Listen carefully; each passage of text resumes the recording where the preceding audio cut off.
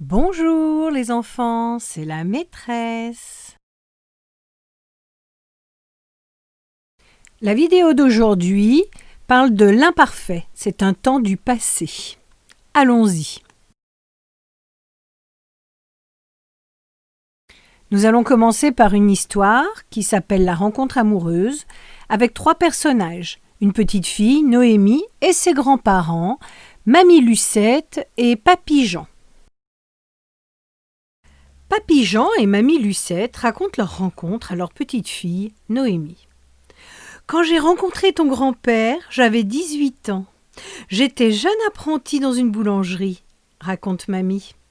Tous les matins, il rentrait dans la boutique, il me regardait en souriant et il achetait un pain au chocolat. Il portait presque toujours une chemise bleue. Il était toujours très pressé et il avait horreur d'attendre pour être servi.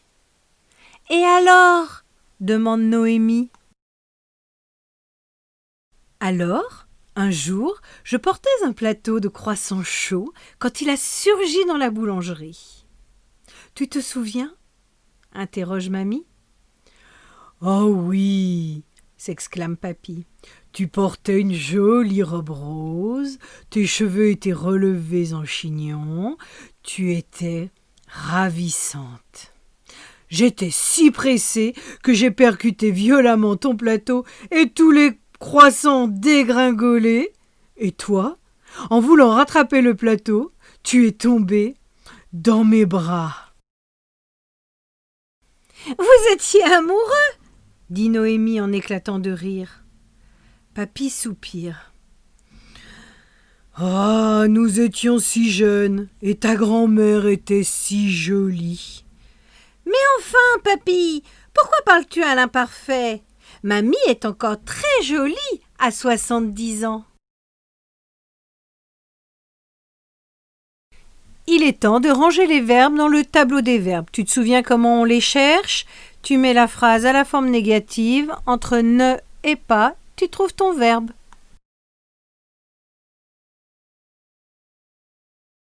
Bon, il y en a beaucoup. Trions-les.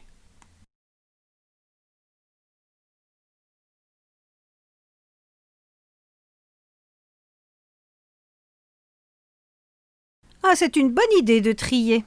En fait, tous les verbes qui restent sont à l'imparfait. L'imparfait, c'est un temps du passé. Les grands-parents de Noémie racontent leur rencontre. C'était il y a très longtemps même avant la naissance de Noémie. C'est pour ça que le texte est écrit à l'imparfait.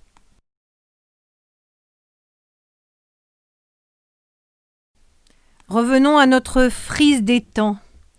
Tu te souviens, il y a 3 temps, le passé, puis le présent et le futur que l'on ne connaît pas encore, que l'on doit imaginer. L'imparfait, c'est un des temps du passé. C'est un temps qui dure dans le passé.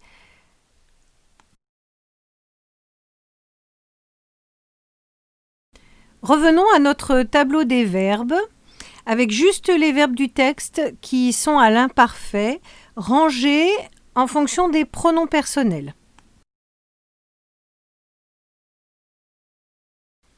Grâce à ce tableau des verbes, on voit bien comment se fait l'imparfait.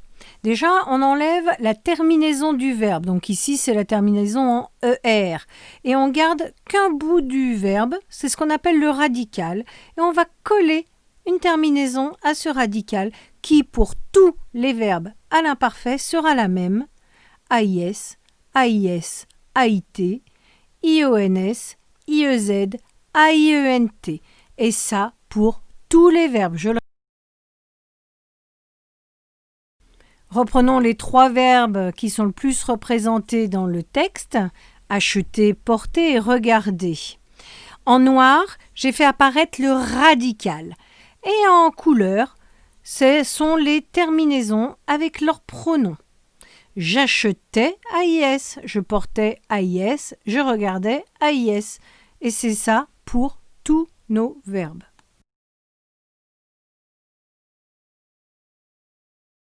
Il y a quand même une petite astuce à retenir quand le radical du verbe se termine par un G. Si tu as bien regardé la vidéo du G lettre sorcière, tu sais que le G devant le A va chanter G et que l'astuce, si on veut qu'il fasse J, comme dans mangeait ou dans bougeait, par exemple, il va falloir rajouter un E entre le G et le A. Voilà, c'est la seule petite astuce à retenir.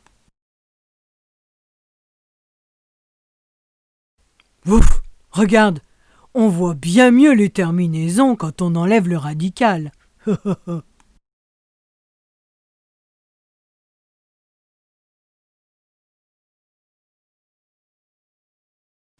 Et les verbes avoir, être et aller, ouf.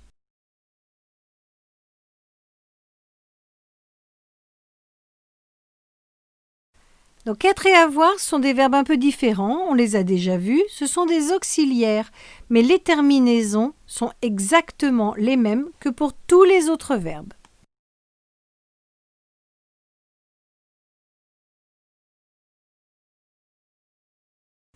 Puis le verbe aller, qui est un verbe tellement utile à connaître, qui a, comme tous les autres verbes, les mêmes terminaisons, AIS, AIS, AIT, IENS, IEZ, AIENT.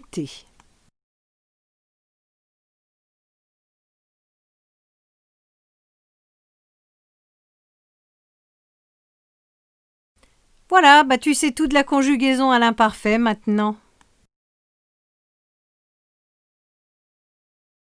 J'espère que cette vidéo va t'aider et qu'elle t'aura plu. À bientôt!